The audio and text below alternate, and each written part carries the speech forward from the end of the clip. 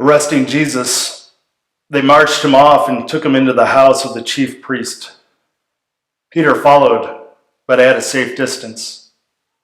In the middle of the courtyard, some people had started a fire and were sitting around it trying to keep warm.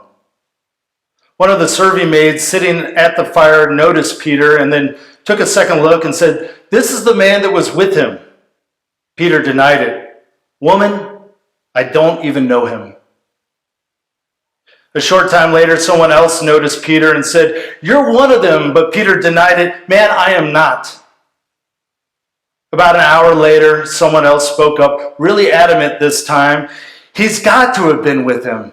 He has Galilean written all over him." Peter said, "Man, I don't know what you are talking about." That very moment, the last word hardly off his lips, a rooster crowed. Just then, the master turned and looked at Peter. Peter remembered what the master had said to him. "Before the rooster crows, you will deny me 3 times. Peter went out and he cried, and he cried, and he cried. We're in the second part of a sermon on loving confrontation, and this sermon is part of a larger series titled Loving Like Jesus. And I'm not sure what your definition of love is. It might be what most people define love as, is that it's this feeling, this kind of wonderful feeling that when you have it for somebody, everything kind of goes well, and they cut their hair and so all of a sudden you're into people with short hair, or they change something else and you like that too, because when you're in love and you're feeling it, everything goes well. There's never a hard word or a hard moment. But many of us have experienced that love is a little bit more complicated than that. Love has difficult moments. The love requires us to hang in there when we don't feel like it. And as we've looked at the way that Jesus teaches about love and the way that Jesus lived love, we see that the first thing that he teaches is that love is really a choice, not a feeling. Love is saying, I am willing even when I've lost that love and feeling. It's deciding to hang in there when things get difficult. And if anybody here is a parent, you know that there's difficult moments where you're not feeling like addressing that thing with your child, but you do it anyways, and that's real love. Or if you're in a committed relationship, sometimes that person doesn't make you feel good. Instead, they hurt you, yet you stay with them anyways, and you get through the difficult times. Sometimes you got to have boundaries, and we talked about that a couple weeks ago. And sometimes love requires us to confront one another, which is the most risky form of love. In fact, last week we looked at a story where Jesus confronts somebody who asks for his advice, asks for his help, and the man ends up walking away and breaking relationship with Jesus. I imagine that some of you have confronted somebody in love, and it didn't work out. And the relationship came to an end. We all know that love can be very risky. Thankfully, today we're going to talk about a story where confrontation does work out. And so we're going to talk about perhaps maybe one of the most important relationships in the New Testament. And it's a relationship between Jesus and Peter. Peter's one of Jesus' disciples, and he gets more press time. There's more written about Peter in the Gospels than really any other character. And Peter actually ends up becoming the leader of the Christian movement after Jesus dies and is resurrected. So if you read your scripture in the book of Acts, which comes after the 4 Gospels, Matthew, Mark, Luke, and John, and then Acts, Peter is the primary character for the first part of that. And he's the leader of the church. This relationship between Jesus and Peter is important. And Peter does amazing things. We first meet Peter, and he's a fisherman by trade, and he's out fishing one night, and he catches nothing. Now, in Galilee, at that point in time, you fish at night because you're fishing with nets, and at nighttime, the water's cool, and the fish come to the surface, so you can catch them with a net. And they've been out all night, and they haven't caught anything, and then they come back, they clean their nets, and Jesus begins to teach from Peter's boat. After which he says to Peter, it's now full-on morning, and the water is heated up by this point in time, which means all the fish are down low. But Jesus says to Peter, why don't you go back out and throw your nets out again? As ridiculous as that is, Peter decides to be obedient to the master here. He's just taught this great sermon, so why not give it a try? And Peter goes out and he throws out his nets and he catches a ton of fish. And in that moment, Peter realizes that this Jesus guy is not just a great teacher, there's something even more about him. And he says this, he says, "Go away from me, Lord, I'm a sinful man." The goodness of Jesus humbles Peter, and in his humility, in the admitting of his weakness and his need, Peter sets himself up to experience the strength of God, which really, friends, is often how it always works. It's in our weakness that we find God's strength. And Jesus says to Peter, "Do not be afraid, for you're no longer going to fish for fish, you're going to fish for people." And Peter's ministry begins. And like I said, Peter ends up having an amazing ministry. God does an amazing thing through Peter. But I love the story of Peter, and I relate to it, and I think that you might be able to as well, because things don't always go well. In fact, Peter's one of those kind of people where he takes one step forward, and it's like then 2 steps back. You know any of those kind of people? Some of us are those kind of people. Here's some of the things that Jesus said to Peter. He said, at one point in time, "You have so little faith." Another time, Peter is trying to stand in the way of what God intends to do through Jesus. And Jesus says to him, "Get behind me," or "Get away from me, Satan." He calls Peter Satan of all things. "You are a dangerous trap to me." As I read in this story, Peter ends up denying Jesus, but the way that unfolds is that it's on the last night, and Jesus is telling all of his disciples, every one of them, "You're going to abandon me and deny me when push comes to shove." And Peter, because he's often prideful, he stands up and says, "No, Lord, they might all abandon you, but I'm going to stand by you." And Jesus says, "You'll deny me 3 times, not just once, but 3 times. You'll deny that you even know me." Finally, on the night that he's actually arrested, despite the fact that Jesus has led a non-violent movement, that he's taught us to love our enemies and do good to those who harm us, on that night when they come to arrest Peter, Peter pulls out a sword and cuts the ear off of one of the men that is trying to arrest Jesus. And Jesus says, "Put your sword back. Shall I not drink the cup of suffering that God has prepared for me?" In other words, I have this thing I got to do, and instead of standing in my way, couldn't you support me in my time of need? What's it going to take? What I want you to see here is that even though this relationship ends up going to a great place, it has its share of messes, its share of bumps, and moments of forgiveness. Now, I'm going to take you to the 21st chapter of the Gospel of John. There's Matthew, Mark, Luke, and John, so this is the last of the Gospels. And if you read John in this 20th chapter, it actually has this kind of conclusion. And some scholars actually think that this chapter, the 21st, was added later, which says to me that this must be pretty important, that they didn't want to see this story that we're about to encounter be left out. And what you should know that by this point, before we drop into the story, that Jesus has been crucified and he's been resurrected. And some of the disciples, in fact, we think Peter, by this point, has actually seen the risen Lord. So they're pretty excited. But then nothing happens. And I kind of think about those experiences when you kind of have that mountaintop experience and you begin to hope and you see a vision for your life and you're thinking, hey, this is going to go somewhere and we're going to do something, and you're really excited, and then it's kind of like crickets, like nothing really happens for a while, and you're really tested. You begin to lose hope. And so where we drop in is Peter's in that space. He's been waiting. He's beginning to lose hope. And so he says this, "I'm going fishing." Which is different than you saying I'm going fishing, because based on what I know about everybody here, there's not a commercial fisherman in the bunch. And so this is not recreation for Peter. Him going fishing means he's going back to a vocation. He's going back to what he's done before. Peter, when we first met him, was a fisherman. And things haven't worked out in this whole ministry adventure. And so now he is going back to what was familiar, what was safe. And yeah, it wasn't really going anywhere big, but hey, at least he knows what it looks like. And so Peter's out fishing with some of the other disciples, and they're fishing all night, and wouldn't you know it, they're not catching anything. And then at daybreak, there's this man standing on the shoreline. He says, "Hey, fellas, have you caught anything?" And they say, "No, we haven't." And the man says, "Oh, well, then why don't you try throwing out your nets again?" And all of a sudden, they start to catch a bunch of fish. Feels kind of familiar, doesn't it? Feels familiar to one of the disciples who are in the boat, and he connects the dots first, and he says, "That's Jesus on the shoreline." And Peter, being the impulsive man that he is, he jumps into the water and begins to swim to the shoreline. And when he arrives, there's Jesus.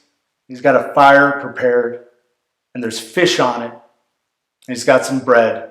And he says to Peter, he says, "Why don't you bring some of those fish that you just caught and put them on the coals?" And so Peter goes and he helps bring this huge net of fish to the shoreline.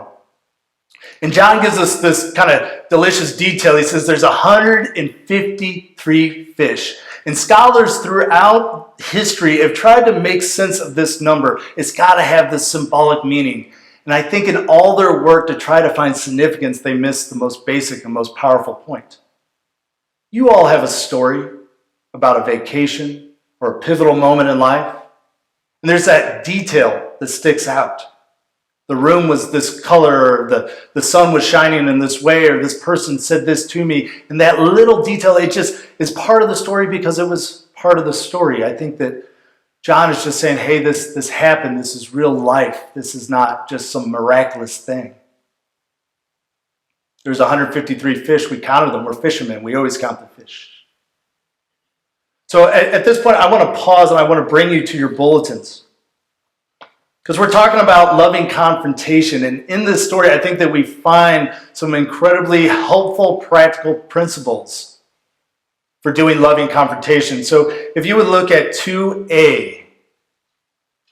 When choosing loving confrontation, recall past successes in the relationship before you confront current failures. The relationship with Peter began with a miraculous catch of fish. And Peter being obedient to the master's directive. And then becoming humble enough so that he could receive a ministry. And here we have this miraculous catch part 2. And it's calling back, it's recalling, hey, Peter, there was a time which you responded to my directions, a time which you were humble and willing to admit that you need help, that you need redemption. And so you've done it before, and you're going to need to do it again. But let me just assure you that you've done this before. And I think in our lives, if you're having to confront somebody, the best way to start is to say, hey, look, this has gone well in the past with us. I know that you're an honest person. I know that you mean well. I know that you know how to ask for forgiveness and receive it. You can do this. We've done this. Our relationship has some solid ground to stand on. And then in part 2B, when choosing loving confrontation, demonstrate your care with simple gestures of hospitality and kindness. Peter comes onto the shoreline and there is a fire to warm him after a night of fishing on the cold water. And there's food to take care of his hunger. If you want to connect with somebody, you want to set the stage for loving confrontation to go well, attend to their needs. Make sure they're comfortable. Demonstrate your care by putting some thought into it. C says, go to the heart of the matter and do not lose focus. And to that, in the story we're about to go to, in the slide it says, after breakfast, so after he has recalled this past successes, and after he's taken care of them, Jesus asked Simon Peter, Simon, son of John, do you love me more than these? Now we're about to get into the heart of the matter. Do you love me more than these? Now, what is he talking about with more than these? There's a lot of possibilities, but I think that the most direct thing is probably the most helpful. We have 153 fish. And Peter was tempted to go backwards in time to what was comfortable, what worked before. Maybe it wasn't really going anywhere, but at least he knows what it is. And Jesus is saying, hey, are you going to go back to your old vocation, your old way of doing things every time things get difficult? Or do you love me more than these? Are you willing to continue to extend yourself through work and courage into the future that I have for you? And Peter says, Lord, you know I love you. And then Jesus replies, then feed my lambs, Jesus told him. Now, this might be a little bit cryptic to us. Let me break it down for you. Feed, in this context, it often means to teach, to guide. And lambs, that's a younger version of a sheep, and we're going to see how relevant that is in a moment. And so what Jesus is saying to Peter, hey, if you love me, then you need to do something for me, which is D, give clear steps to show change has taken place. Go teach and guide the young among you. You love me? Here's what I want you to do. Jesus repeated the question, Simon, son of John, do you love me? Peter again says, Lord, you know I love you. And Jesus gives him another step. Take care of my sheep, sheep being the adults, the older ones, and take care of them, attend to them. Step 2. You want to show that you love me? Here's 2 things you can do. Teach and guide the young, take care of the old. A third time he asks, Simon, son of John, do you love me? 3 questions for 3 denials. And here's where it feels very real to me. Peter was hurt that Jesus asked the question a 3rd time. Wouldn't you be hurt? I mean, you've confessed twice. You know I love you. You know I love you. And he keeps asking the question because he's going straight to the heart of the matter. And we're about to see in a moment that something has been left undone. There's something that still needs to be opened up for the wounds to be healed. Peter says, Lord, you know everything. You know I love you. And this change is subtle, and this is one of the things you can go right past, but I think that this is significant because twice already Peter's answered in the same way. You know I love you. But this time he says, you know everything, including that part where I denied you 3 times, just like you said I would. I was kind of hoping we could, not have to talk about that, right? You weren't there for that necessarily. I was just kind of hoping we could brush that under the rug. But as you know, when somebody's really hurt you, you can't heal until you go straight to the heart of the matter. Hey, this happened. Do you recognize you did this? I'm willing to forgive you, but we need to talk about that. Once talked about, it can be forgiven. Lord, you know everything. You know I love you. Then feed my sheep. Now that you've humbled yourself all the way like you did the first time you met me, now you're in a position not just to teach the young and guide the young, not just to care for the old, but now you're in a position to lead and teach the adults, which Peter does. He becomes the leader of the early church. And so now he's reinstated. Now he's got these steps. And it's been this difficult sort of dialogue because Peter was already hurting because he knows that he had done wrong by Jesus. And he's wondering, is this relationship going to be able to withstand my actions? And Jesus goes straight to the heart of the matter and says, hey, look, we got to pull off the scabs and get right into the wound. And I know it's going to be painful, but if we can do that, then there's a way forward. And then after this, Jesus says a few more things. And what I want you to feel here is kind of the emotional strain of it all. Have you ever been in a place where you've had to confess? And you're hanging in there and you're doing it, but you're kind of looking for a way for it to end. You want a way out. And so the gospel writer, he gives us this detail, which I love because it just makes it feel very real to me. Peter, at this point, he notices that John is coming behind him. John, one of the disciples who also denied that they knew Jesus and abandoned him. And he says, hey, Jesus, what about him? Hey, we've been talking about me a bunch here, and this has been kind of painful. Let's redirect to John over here. Can we focus on him for a little bit? You ever been there? You ever had a kid that you're trying to discipline, and then they're pointing out what their brother or their sister did? I think that this makes Peter so human. We only can hang in there so long. There's a temptation to move away from our accountability and confession. Jesus says, if I want him to remain alive until I return, what is that to you? As for you, follow me. In other words, Jesus is saying, hey, we're talking about you here. Let's focus on you and me. So this is the end of the story. It's real, it's difficult, it requires confrontation, and you can see yourself as the confronter in the story and also the person being confronted. And now what I want to do is I want to take you to Matthew 18 to conclude. Matthew 18, it offers us some just really practical advice about confrontation, and you'll see that Jesus lives out his teaching. For he starts off and he says, if another believer sins against you, go privately and point out the offense. If the other person listens and confesses it, you'll have won the person back. That last statement I think is key, because the motivation for our loving confrontation is to win back a person, to win that relationship back. And what we tend to do is avoid conflict, and we think that we've avoided hurting the relationship, but instead we just created the grounds for resentment and for distance. And Jesus is saying, hey, go and confront the person, trust them enough to receive it, and if they listen, you'll win them back. Now, we all know that they don't always listen, so Jesus gives us plan B. But if you're unsuccessful, take one or two others with you and go back again so that everything can be confirmed by 2 or 3 witnesses. Hey, if you've tried to talk to somebody and they're unwilling to listen, bring some people with you.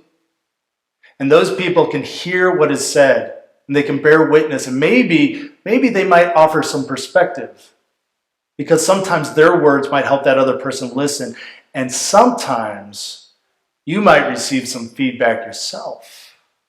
That's the difficult and powerful thing about this. These witnesses, they might look at it and say, hey, maybe your approach is the problem, and both of you have some confessing to do.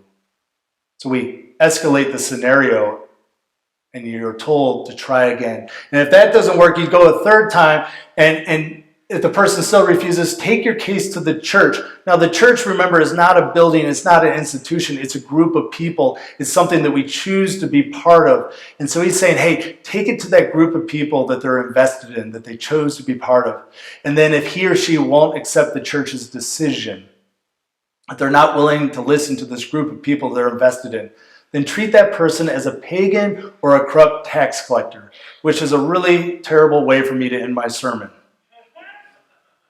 But let me remind you who was a tax collector. Zacchaeus was a tax collector, and Matthew, the disciple of Jesus, was a tax collector. You know how we Christians are to treat tax collectors and people who are outside of the community? We're to extend ourselves in love towards them. We're to reach out to them. Yes, we have boundaries in terms of that relationship. And sometimes if people won't listen, if they won't receive your best efforts to confront in a loving way and reconcile the relationship, then maybe you need some new boundaries put forth in that relationship. But this is not about banishing them to hell or any of that sort of thing. It's about saying, hey, now you're out here, and now I got to try to reach you again. I was thinking about, this statement that I've made a couple times in the sermons is a good way to conclude. And if I had a prayer, it would be around this for all of you for the entire series. The statement is, you can choose to extend love, but you cannot choose how it will be received. And what I hope for all of us as a community, as we are in the 6th week, and we're going to go full 8 weeks, 2 months on how to love like Jesus, what I would hope more than anything else is that we would be the kind of people that choose to extend love, rather than get stuck on the fact that we can't control how it's going to work out. Because Jesus' love, it takes the risk. It risks confrontation. It risks setting boundaries. It extends itself in self-sacrifice. But the biggest thing is that it's proactive. It chooses to extend love. Just like God chose to extend love to us by sending his Son to live for us and die for us. If you would pray with me. Gracious Lord, I know that your Spirit moves in the hearts of everyone here, that there is nobody who is beyond the reach of your love. And God, you created each of us in our own unique way with unique talents and opportunities to express love to one another. So God, let the teachings today, the difficult teachings on confrontation, help us to be courageous so that we can be honest with one another, that we can trust one another, that we can grow deep roots with each other. Knowing that all the while we are strengthened by your love, which has no limits. We pray this in the name of your Son, Jesus Christ. Amen.